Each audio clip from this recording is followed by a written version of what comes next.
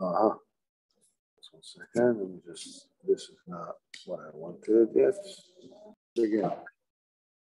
There you go. Okay. I'm sorry, what you saying? That's crazy. Just 1 second.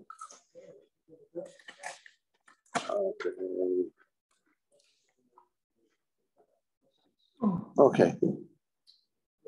Here we go. Oh man. Okay, we are on air. Samach Bet. Oh Hashem. We hold by Seif Hay. And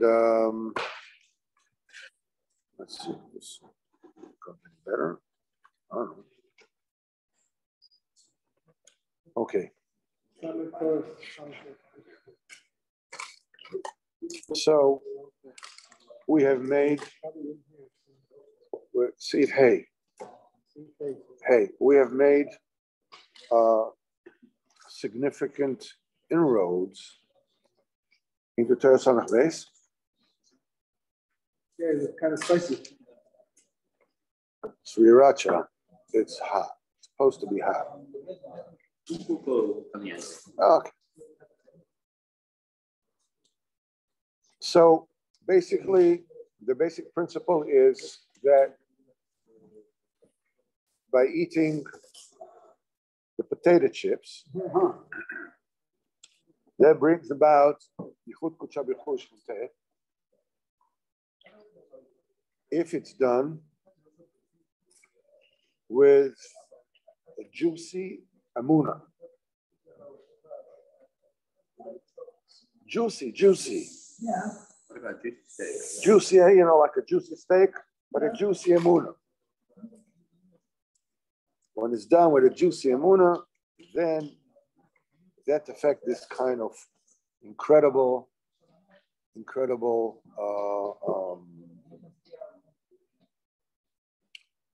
tikkun. All right. So how do you get this kind of amuna? This kind of amuna is being created. It happens when you learn poskim, when you learn halacha, and you know when to you close, and you know when to stop trying to understand things and accept it on Amunah. That brings you the basic Emunas Yisrael. Emunas Yisrael means that it's not just that you believe that the Kadosh Baruch Hu exists, but this, anybody that has shtikl seichel can understand it. You know, as supposedly Mr. Einstein said, when a kid goes into a library filled with books, he realizes that somebody must have written them.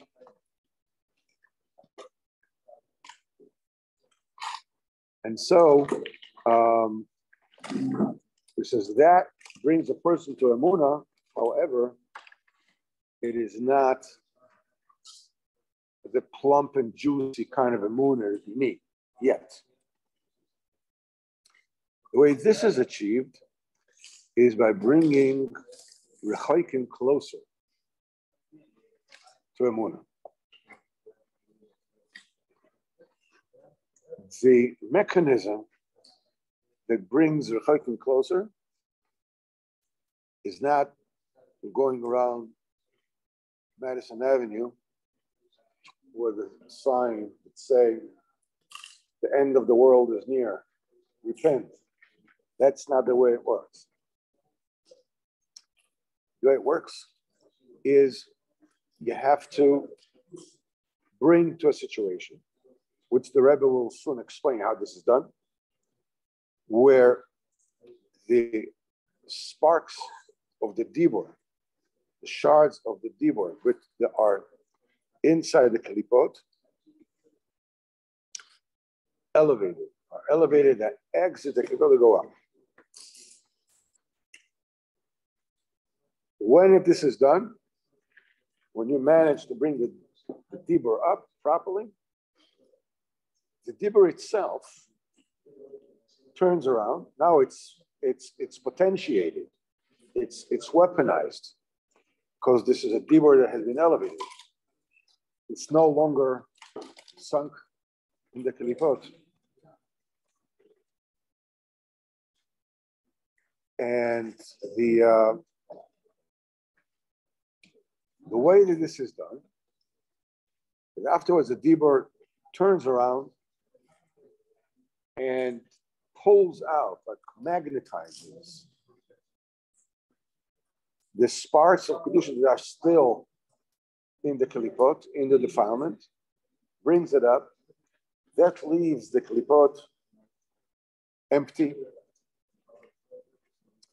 because they can only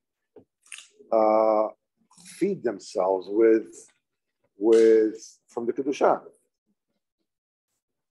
The only nourishment is from the kedusha. That's it. There's no other way.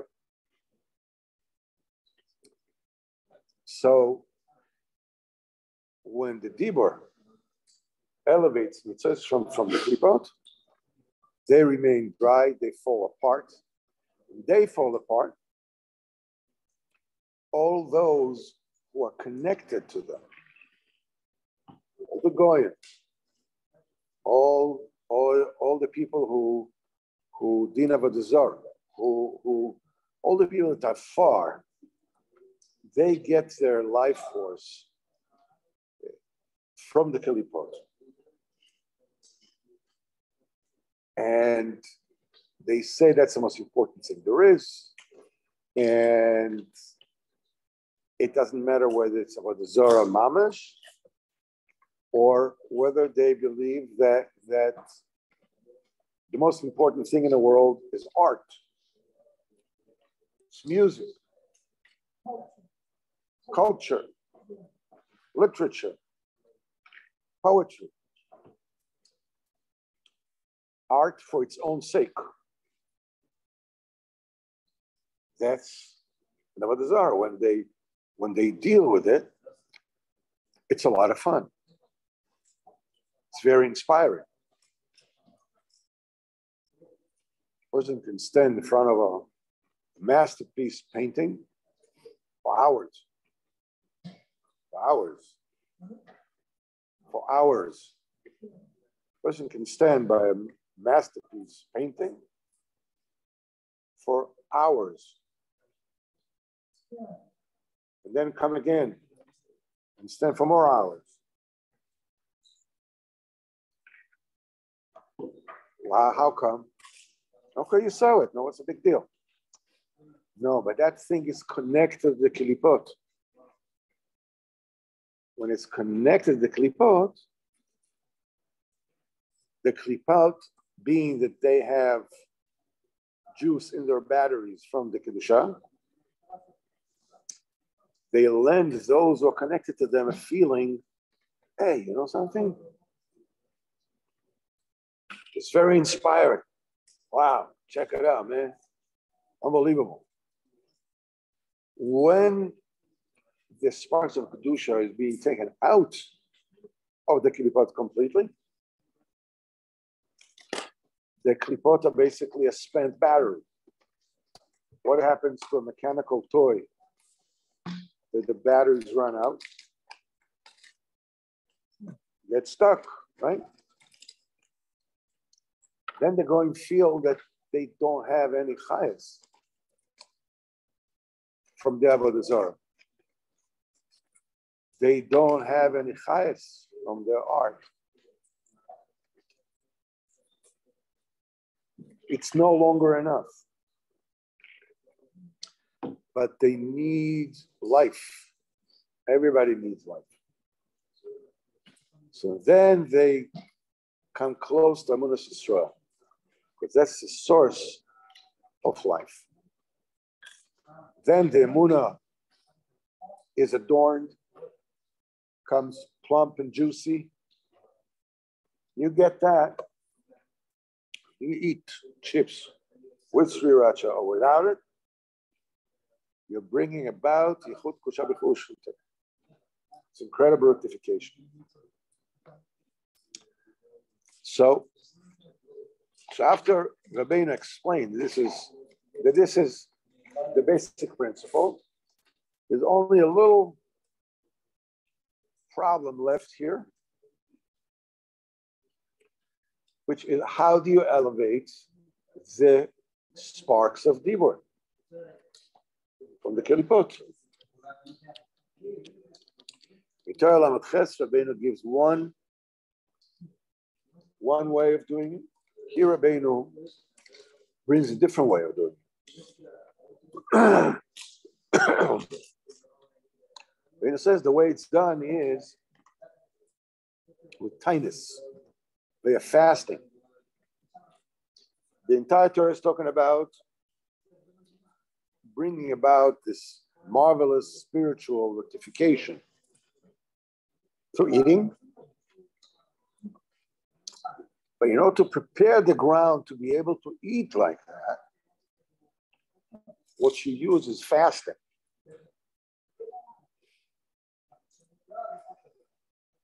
Basically, it's quite easy to understand because we said it's not just any eating. It's eating which is impregnated with Kedusha. It's not any eating. What you need to do in order to have this kind of heilige eating, you obviously have to purify it from wrong kind of eating. So this is understood why the tikkun of, that will bring about this kind of potent eating involves kindness, staying away from improperty. Rabbeinu takes it one step deeper. He explains why the kindness does it. And he says that the very origin, the very root of all the taivas, everyone, adultery, greed, anything, whatever it is that you can think of, the root of all this is the taivas of eating and drinking. Eating and drinking. Yeah. The other taivas? Yes. Eating and drinking is the root of all the taivas. Yes. If a person Where did he say that? is starving, is it right here? And he says, "V'chol ha'taivas b'chinas klipos." He says, "V'roshi ha'taivas," the pinnacle, the root of all the taivas, Mishloshos Sara Paroi, Sara Mashkin, Va'ifim V'tabochim, Shem Kanek Veshet V'Vridin, Shem Pchinas Taivas Achili V'Shtir. That's what Rabbeinu says here. And it's easy to understand. If a person, Head of all the taivas. yeah, that's what Rabbeinu says. Rosh HaTaivas, that's the root of the taivas. Because The three, there are three Sara Paroi that are basically two main taivas of eating and drinking. They bring about the third effect, which is the three ministers of Paroi: Sarah Oifim, Sarah Mashkin, and Sarah Tabochim. The minister of baking. Yes, Paroi had three ministers: Sarah Oifim and Sarah Hamashkin, of libations, right? As a wine or as Coke Zero, whatever, Sarah Hamashkin. Then is Sarah Tabochim. Sarah Tabochim is the minister of slaughter. Slaughter. Shecht. minister of slaughter, Satabach. Here's the three Rashi Klipos. When it says physically, these three Rashi Klipos are congregated, can be found in the throat, in the neck, represented by the air pipe, the food pipe, and the blood vessels around them. They bring the blood to the head and from the head. When a person has eaten, a juicy steak, let's go watch a movie now. Let's go to business after business lunch or whatever time you want. A person who is starving has no head for any time. Not greed, not taivas niyuf, not taivas kovid, no anger, nothing. He can only think, eating and drinking. That's it. Once you get that, now, let's dress the party and paint the town red. Interesting. Paint the town red is Saratabachim, that's the blood vessels. Interesting. Anyhow, which means that when a person eats and drinks, then the blood that goes up to the brain is oxygenated. It has all the nutrients that the brain needs. Now a person can go and have taivas.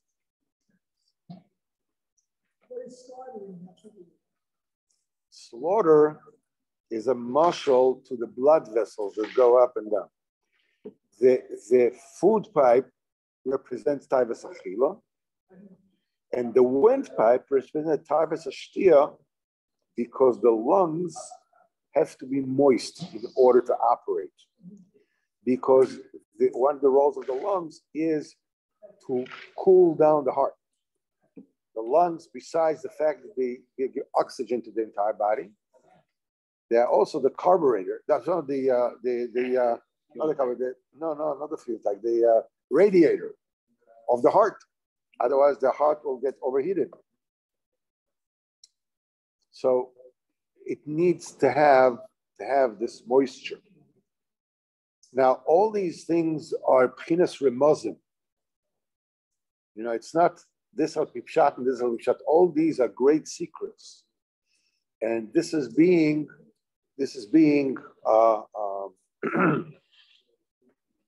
represented by those physical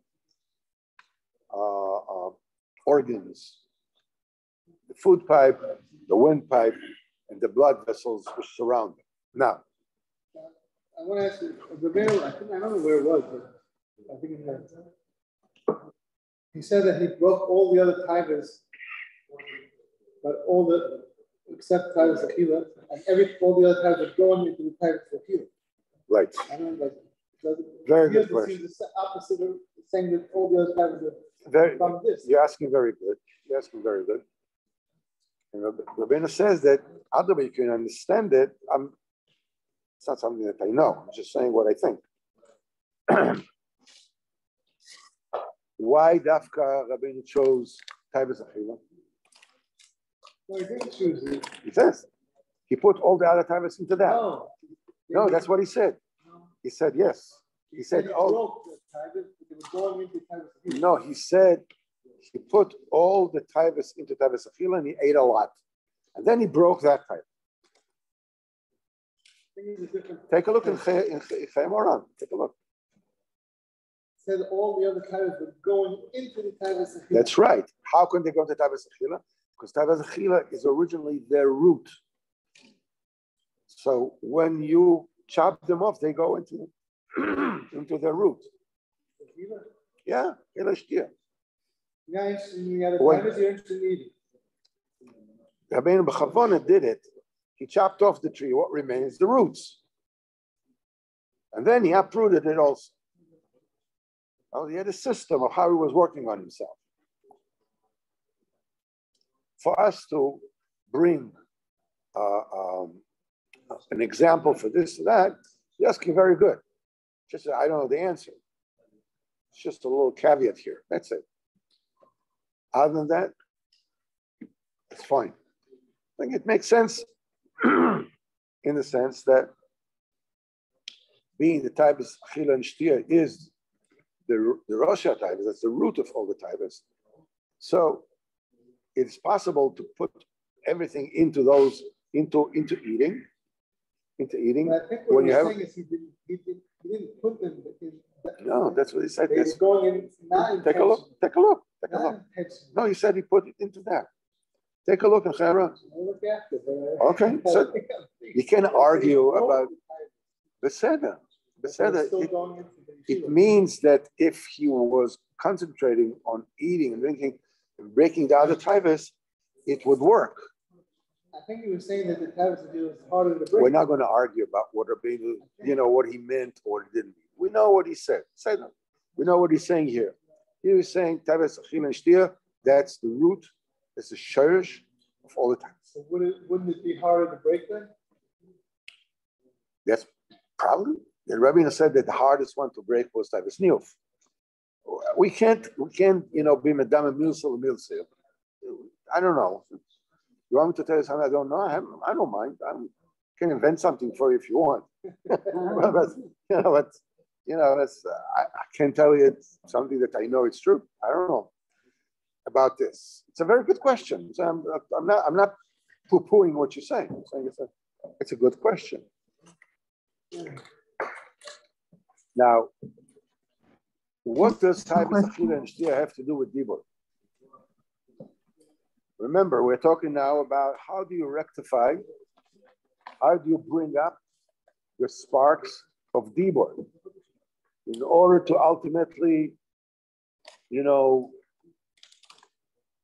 machnia the klipas and be mekar b'chokim.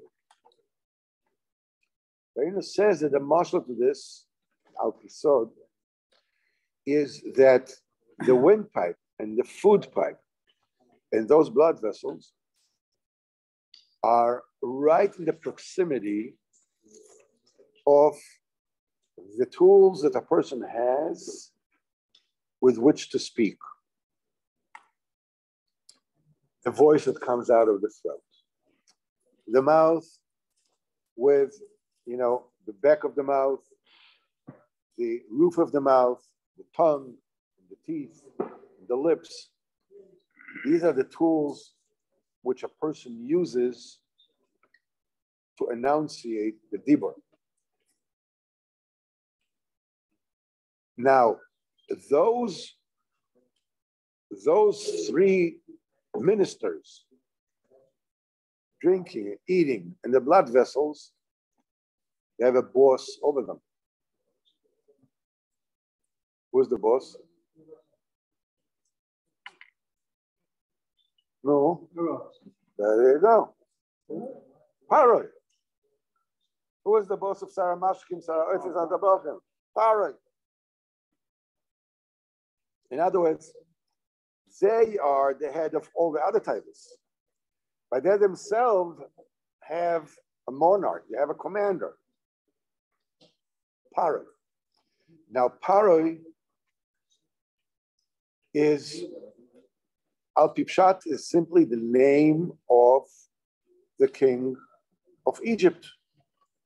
Kings of Egypt all got that kind of name, like all the kings of the Plishtim got the name Avimelech, one after another, and so forth and so on. All the kings of Persia in the modern era were called the Shahs, and so forth and so on. All the kings of Russia were called the Tsar, and whatever it is. That's the kind of title. So Paroi was Al-Pipshat. That's the name of the king of Egypt. However, There are other meanings to the word pari. And the way we have in Masechet Soto, Torah said, when there's a woman that is suspected of being a Soto, her husband has to brings her to the Beis Hamikdash, and what the Kohen, one of the things the Kohen is supposed to do is to reveal her hair, take off her tichel.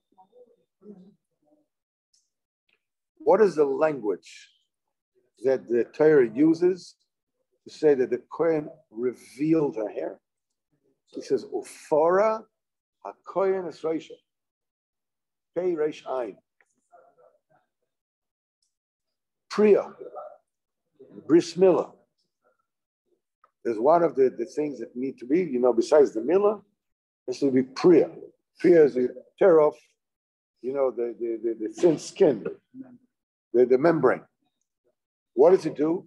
It reveals the Torah. So we see paroi is also a language, a term that he used to say to reveal.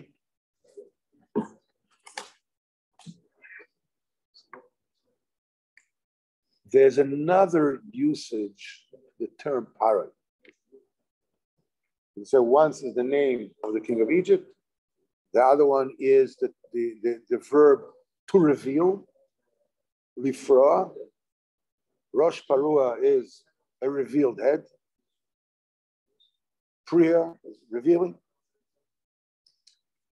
Paro is also the letters of the word ha'oref.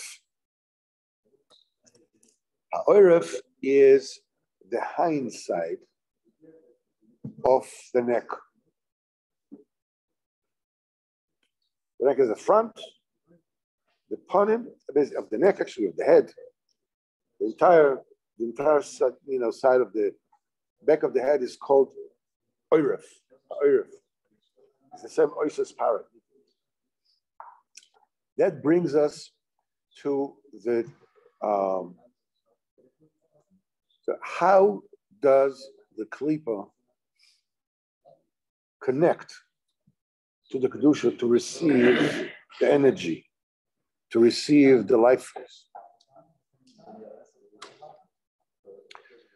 So Arizal explains it, and Rabbeinu brings it over here, that the kedusha has a front and a back. Like a person has a front and a back. When you see a person from the back, sometimes you can recognize who he is. Sometimes not, but sometimes you can recognize who he is. But even if you recognize who he is, you just know who that person is. You don't know what kind of mood he's in. That's right, because you're not seeing it from the front, you're seeing it from the back. Which means that from the back, it is more opaque. From the front, it is revealed. The Kedusha has the front and it has the back. On the back, it is the light of it is dimmer. Now, the klipot are very much like a moth. It's attracted to fire. What happens when the moth gets too close to a fire? It goes up in smoke. The same thing applies to the klipot. To the klipot, the klipos, their very existence is the concealment of Metzias Hashem.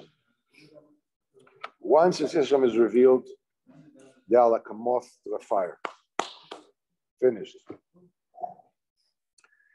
For that reason, they can only attach themselves and leech off the Kedusha from the Achoraim, from the back, from the hind side.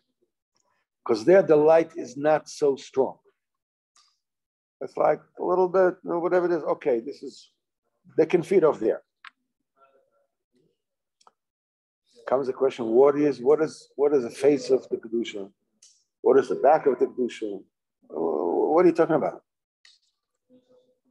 Why should kedusha have front and back? What is it? Is it furniture that's the front of the furniture of the cabinet, the back of the cabinet? What is it? How does it work? The thing is that the kedusha, the way it comes down originally, it has no panim and no achar. Everything is pure light. When it comes to us, Kadosh Baruch Hu has created it in such a way that basically there is the front and there is the back. The back, the fact that there is a chayre kedusha, which means a step-down mechanism that enable the unsavory parts of creation to feed off, because there's no other food source. That's it. It's only kedusha. Right. So, which means, in other words, nothing can exist if there's only panim. If only panim, it's only the front, only the face. Nothing can exist. The light is too hard. We could not exist. How much more so, the klipas cannot exist. You have to understand this as a mashal.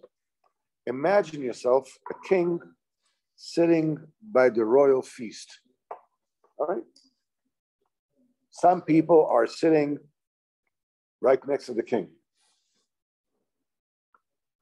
Some people are sitting further down. And of course, there is a very careful protocol. Who sits where? And court intrigues can reach unbelievable levels when kings were kings, not, the kind of dumbbells in England. When kings were kings, when monarchs were monarchs, the kind of intrigue and backstabbing that would go in order, to sit closer to the king. It was unbelievable. There was snitch and Lashon Hara and just invent things about others, all kinds of, we know history, But all those people, doesn't matter even somebody who sits at the very end of the table, okay? They're still getting from the meal of the king, right? That means that they're being fed from the Pchinas Panim. The levels, closer, further, but it's all Pchinas Panim. They can see the king, they're getting it from the suit of the king. But they're not the only ones who were eating from the suit of the king. You have all the servants eating in the kitchen, right? Picking off the plates. It's not every day they get to eat, these kind of delicacies. But they eat from the Suda of the Melech. But they don't see the Melech, right, when they eat. They don't see the Melech when they eat. They're in the kitchen, all right? All the servants, all of this, all the slaves, whatever, they all partake in the Suda of the Melech. But they don't get a Pchinas Panim, they get a Pchinas Acharai. But it's not the cover of the Melech. What? The servants, some of them serve the king. Seder, but they don't eat when they serve the king. I said, let me grab a pulpit while I'm serving the king. That ain't happening. They serve the king, they give them whatever it is, they go to the kitchen, they eat over there. they don't partake, so they eat the B'chinas Acharai. But they're not. They serve the front, but they don't partake from the Suda in front of the Melech. So they get B'chinas Acharai. But they're not the only ones. There's a more severe B'chinas Acharai. They're all the poor people. They have no food. They come to the gates, of the kitchen. And they get whatever leftovers that the servants didn't want to eat. They get it, they pick it up, whatever it is, they take it, they put it together, take it to the houses, whatever. they also partake in the Suda of the Melech. They're really getting a Pchinas Acharayim. But that's not the end. Whatever it is that they don't eat, and the servants don't eat, and the noblemen don't eat, whatever it is being thrown to the garbage heap. There comes all the dogs, right? The dogs and the hyenas and the cats and the whatever it is and the cockroaches. Everybody comes, and they're also partaking from the Suda of the Melech. But they're getting b'fchinas achorai shebe'achoraim, the back of the back. So we see over here that the single source of sustenance comes from the Melech. B'fchinas panim, those ro'eh pnei HaMelech, those who see the face of the king. But we have to have a system that enable those who are not worthy of seeing the Melech to sustain themselves, to eat. Otherwise, they'll die. The nimshal over here is we are the servants. You know, the tzaddikim are miroya pnei HaMelech, those who see the king. We are the servants. We eat in the kitchen. If we're good enough for that. If we're not good enough for that, you know, we're getting from the handouts that they give out in the kitchen, whatever it is that they're. If we're not even good enough for that, you know, we eat from the garbage heap. The kelipot is the achoraim shebachoraim. They can only get it when it is completely hidden from the face of the king. Okay. Now, let's say that we don't want vermin to exist. We want to exterminate the vermin. We're doing whatever it is we're doing in order to we're calling an exterminator, we're doing whatever it is that we're doing. But if we really want to stem the plague of rats and any vermin we're talking about, they're saying, cover the garbage cans, right? Cover the garbage cans. So you prevent food from reaching the vermin, the rats, the cockroaches, whatever it is. You don't want ants in your kitchen. Close the sugar cans. You know, keep your bread, you know, whatever it is. Prevent sustenance from going to them. If you don't do them, the vermin come. The rats come. The mouse comes. Rats and mice and any kind of vermin do not come unless there's what to eat. They're not coming for your pretty face. They're coming to fill their stomach. If this is blocked off, they don't come. What's the nimshal? The nimshal is when we are staying away from trouble, staying away from Averis. Averis. That puts the lid on the garbage can. That blocks them off. Which means that even the achoraim are dim enough for us to be able to feed, but it's not so dark, it's not so dim that the vermin can, you know, the mice hide from sights, you know, cockroaches, you know, you turn on the light in the kitchen and everybody's running away, right? The monsters, they feed in the dark. If there's light on, you know, they're not there.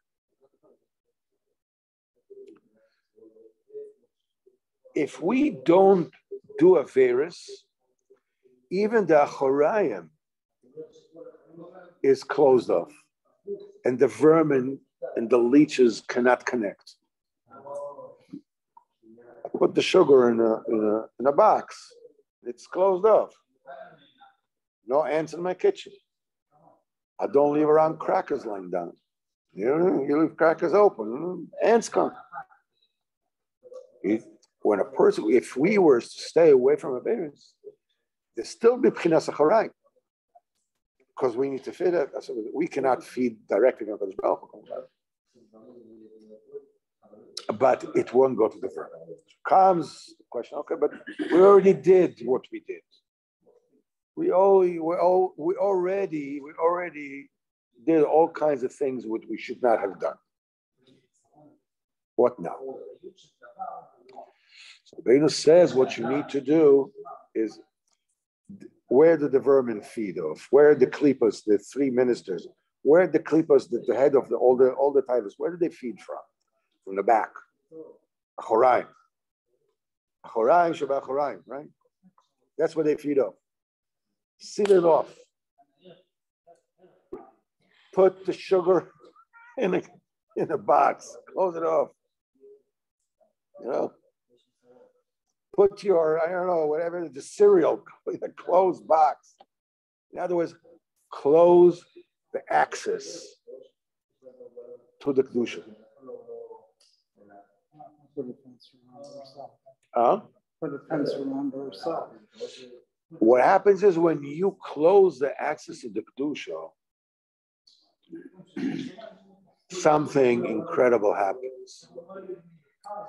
The klipos become really desperate. Hey,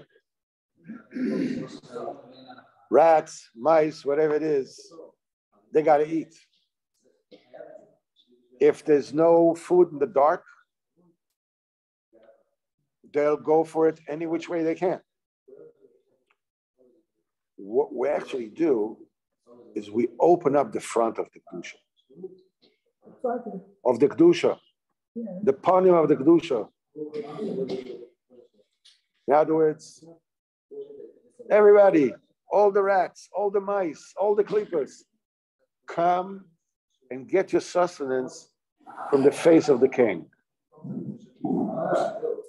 When that happens, is the same thing that happens when a moth tries to get suntanned by the fire.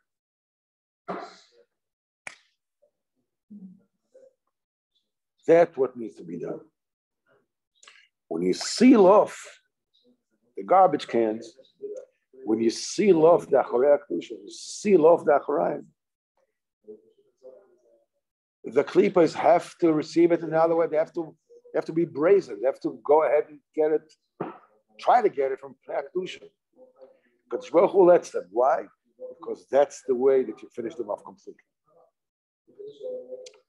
When you deal with them, how do you seal off Acharei HaKedusha? The taivus is eating and drinking.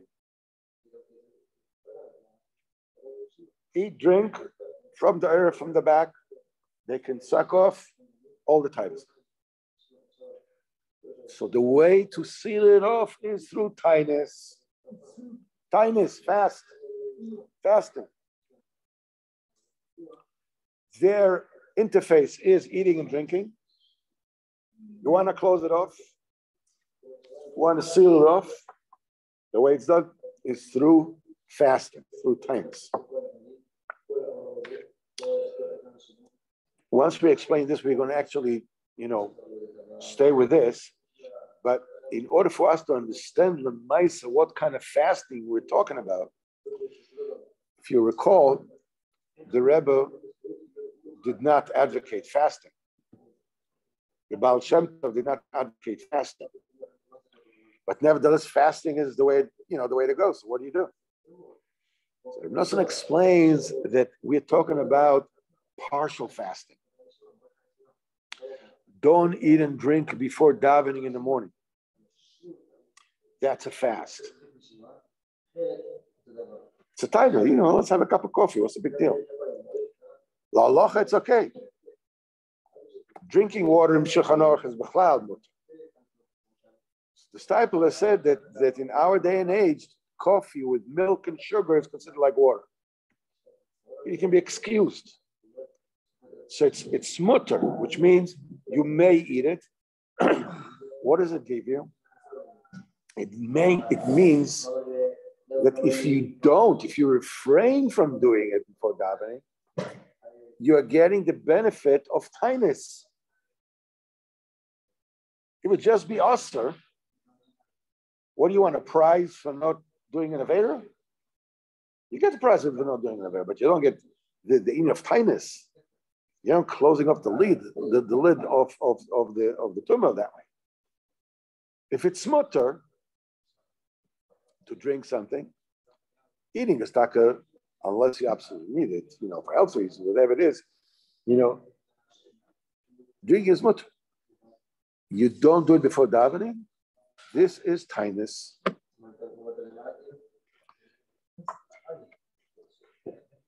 Once a week, not to eat something, anything that had a mother.